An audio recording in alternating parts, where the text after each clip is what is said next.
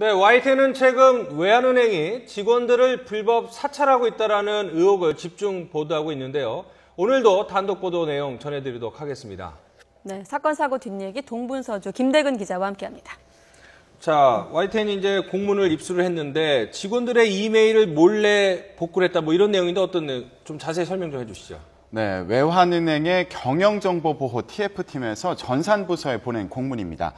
지난해 10월부터 올해 4월 30일까지 일부 직원들이 주고받은 메일을 복구해달라는 내용이었습니다.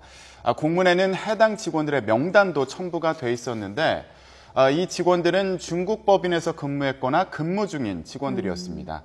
그런데 일반적으로 이런 공문은 문서에 적힌 그 수신인들에게만 가는 걸로 알고 있거든요.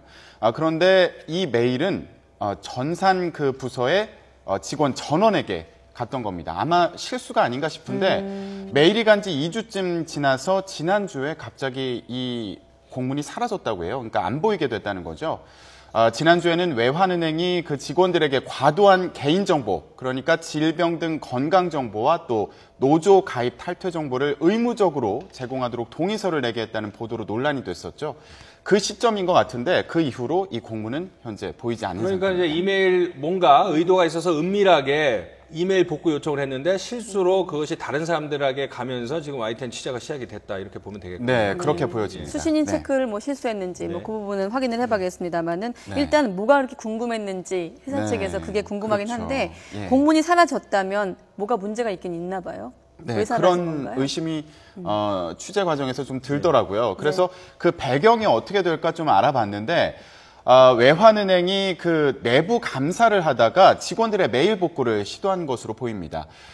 그 외환은행과 하나은행에 중국 법인이 있어요. 그래서 그 중국에서는 지금 현재 통합이 이루어졌는데 이 과정에 대해서 문제와 또 의문을 제기하는 언론 보도들이 있었고 또 시민단체의 조사 의뢰가 있기도 했습니다. 이 즈음에 이제 그 메일 복구 시도가 있었던 건데 은행 측에서는 중국 법인 관련 그 직원들이 내부 정보를 유출해서 이런 상황이 생긴 것으로 의심하고 메일을 보려한 게 아니냐. 예, 이런 분석이 있습니다. 그런데 문제는 이 직원들 전원에 대한 동의가 없는 상태에서 메일 복구를 시도했다는 거예요. 법조계에서는 메일을 복구하는 행위 자체가 그 개인정보를 침해하는 것이기 때문에 대상자를 선정하고 이 메일 복구를 요청하는 그 단계에서부터 본인의 동의를 구했어야 한다는 지적이 나오고 있습니다. 동의를 받고 개인정보를 수집하도록 한 개인정보보호법에 위배될 가능성이 있다는 거죠.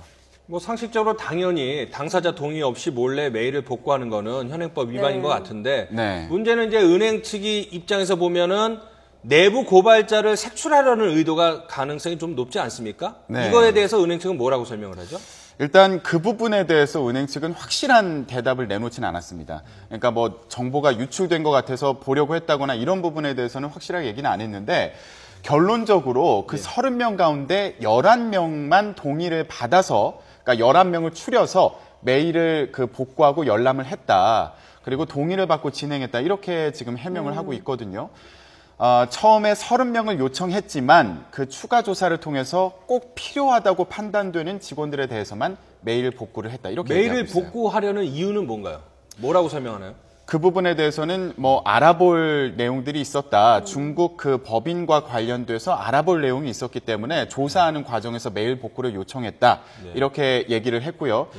그래서 이런 추론이 가능한 거 아니냐, 이제 그 취재 과정에서 이런 질문이 오갔던 알겠습니다. 그런 상황입니다. 감사를 목적으로 했을 때는 회사에서 이메일을 복구할 수 있는지 그 부분이 좀 궁금하기도 하거든요. 네. 거기에 대해서 또 회사 측이 유리하게 또 해석할 수도 있을 것 같아요. 네, 안 그래도 그 동의를 받지 않아도 되는 혹시라도 모를 예. 그 조항이 있을까 해서 예. 그 회사의 그 지침들을 일일이 확인을 해 봤습니다. 그 내부 정보 관리 지침이라는 게 있더라고요. 네. 그 지침에 보면 정보를 유출했을 때에는 제재를 가할 수 있다. 이렇게 되어 있습니다. 하지만 이렇더라도 그 제재를 가할 때 본인의 동의 없이 그 메일을 볼 수 있는 권한까지 보장되어 있는 건 아니었어요. 네. 그리고 그 정보 보호와 관련된 내용이 들어있는 윤리강령이 있더라고요. 그리고 서약서도 있고 이런 부분도 확인을 해봤는데 어디에도 회사에서 개인 메일을 마음대로 복구하거나 뭐 복구를 요청하거나 들여다보거나 이럴 수 있는 권한은 주어져 있지 않은 것으로 확인이 됐습니다.